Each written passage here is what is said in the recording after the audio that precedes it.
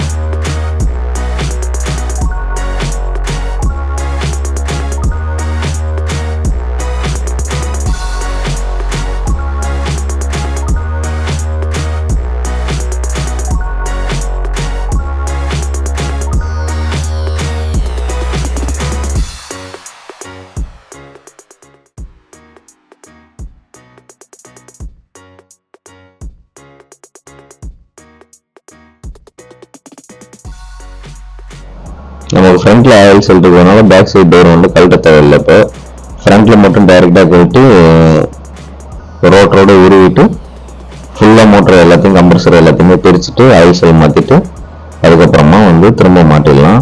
இப்போ இதில் என்னன்னு பார்த்தீங்கன்னா, ஆயில் செல் வந்து உள்பக்கம் இருக்கா வெளியே பக்கம் இருக்கான்னு பார்க்கணும். அதை பொறுத்து தான் மாற்றுறதுக்கு ஈஸியாக இருக்கும். பாருங்க, மோட்டர் தட்டினோடனே பாருங்க ஆயில் ஃபுல்லாகவே எல்லாம் லீக் ஆக ஆரம்பிக்குது. ஃபுல்லாக கம்ப்ரஸரில் ஆயில் இல்லை, ஃபுல்லாக எல்லா ஆயிலுமே வந்து மோட்டருக்குள்ளே வந்துருச்சாட்டுது. அதனால தான் ரொம்ப இந்த மாதிரி ஆயில் போயிடுச்சு அப்படின்னாலே உடனே ரொம்ப ஹீட் ஆகும். அதனால் இதை வந்து பார்த்துக்கணும். ஆயில் லீக் ஆகிற மாதிரி தெரிஞ்சது அப்படின்னா உடனே அதை வந்து சரி பண்ணிடணும்.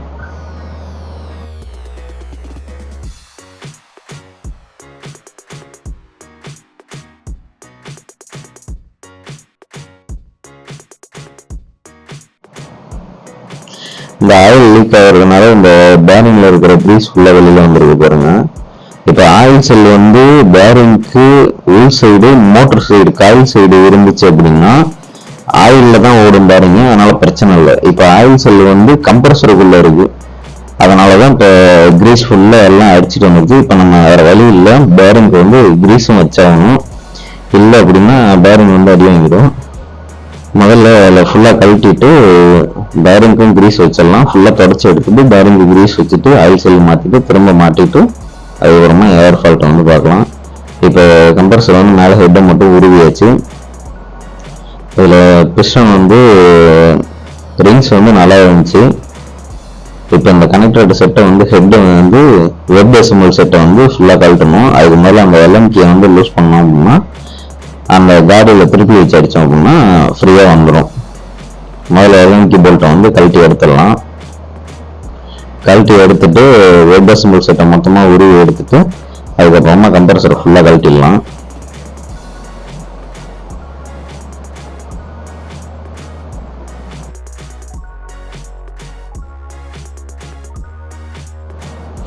அதில் ஒரு காடி மாதிரி இருக்கும், அந்த காடியில் திருப்பி வச்சு அடித்தோம் அப்படின்னா அது விலகிக்கும்.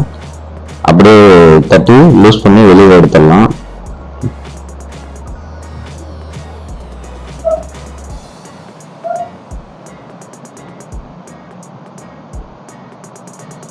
வந்துருச்சு. இதில் பார்த்தீங்கன்னா இப்போ பேரிங் வந்து நல்லா இருக்கான்னு பார்த்துக்கலாம். இதையும் ஏன்னா ஆயில் இல்லாமல் ஓடி இருந்திருக்கு.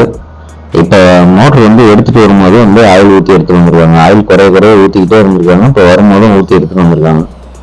அதனால தான் இப்போ இதில் ஆயில் இருக்குது. கனெக்டரில் வெப் அசெம்பிள் செட்டில் வந்து கனெக்டரில் போட்டிருக்க பேரிங் வந்து நல்லா இருக்குது. இப்போ இந்த டோரை தனியாக கழட்டிட்டு அந்த டோரில் வந்து மோட்டரோட டோரில் தான் வந்து இப்போ ஆயில் செல் வந்து இருக்கும். இந்த முன்னாடி இப்போ கம்ப்ரஸரை வந்து கழட்டிடலாம். முன்னாடி மோட்டர் டோரில் இருக்கிற ஆயில் செல்லை வந்து தட்டி எடுத்துட்டு வேற மாற்றுவோம். இது இப்போ இதில் இருக்க கிரீஸ் ஃபுல்லாகவே போயிடுவோம். இப்போ நம்ம வேற வழியில் டோரை வந்து தட்டி தனியாக கழட்டிட்டு பேரிங்க்கு ஃபுல்லாகவே கிரீஸ் வச்சுட்டு அதுக்கப்புறமா தான் மாட்டி ஆகணும். இல்லை அப்படின்னா மாட்டினா கொஞ்ச நாள்லயே திரும்ப பேரிங் வந்து அடி வாங்க ஆரம்பிச்சிடும். பேரிங் போய் அப்புறம் பேரிங் மாற்றுற மாதிரி ஆகிடும். அதனால எந்த மோட்டர் கழட்டினாலுமே திரும்ப ஒரு பேரிங் வந்து கிரீஸ் வச்சு மாட்டுறது தான் நல்லது. ஏன்னா இந்த மாதிரி எப்பயாவது தான் வேலை பார்க்கறதுக்கு கழட்ட போகிறோம். அதனால ஒரு தடவை பேரிங்கு கிரீஸ் வச்சிட்டோம் அப்படின்னா இன்னும் கொஞ்சம் நாள் ஓடும், லைஃப் வரும். பழைய பேரிங்காக இருந்தாலுமே கிரீஸ் வச்சு மாட்டிடுறது நல்லது. சரி, சவுண்ட் வரல அப்படியே மாட்டிடலாம் அப்படின்னு சொல்லிட்டு அப்படியே மாட்டக்கூடாது. டோரை கழட்டி வச்சு இப்போ வந்து ஃபுல்லாக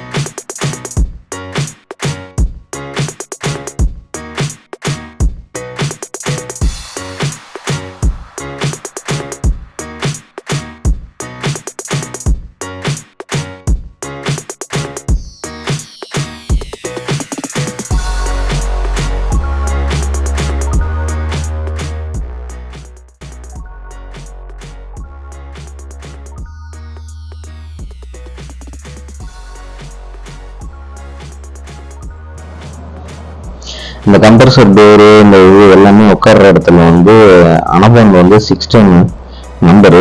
அந்த அனபாண்ட் போட்டு தான் வந்து நாங்கள் ஒட்ட வைக்கிறோம். இந்த அனபாண்ட் போட்டோம் அப்படின்னா ஆயில் லீக்கேஜ் அந்த மாதிரி எதுவும் இல்லாமல் கொஞ்ச நேரத்தில் எல்லாம் பசங்க மாதிரி ஒட்டிக்கும் காஞ்சதுக்கப்புறம். அதாவது இந்த அனபாண்ட் போட்டு தான் வந்து கம்ப்ரஸரை வந்து அசம்பிள் பண்ணுவோம். பேக்கிங் இதில் வந்து சைடில் பேக்கிங் இருக்கா என்னன்னு பார்த்துக்கணும். பேக்கிங் இருந்துச்சுன்னா பேக்கிங் வச்சு மாட்டிக்கணும். பேக்கிங் இல்லை அப்படின்னா பிரச்சனை இல்லை. ஆனால் மேக்ஸிமம் பேக்கிங் வச்சு மாட்டுறது நல்லது.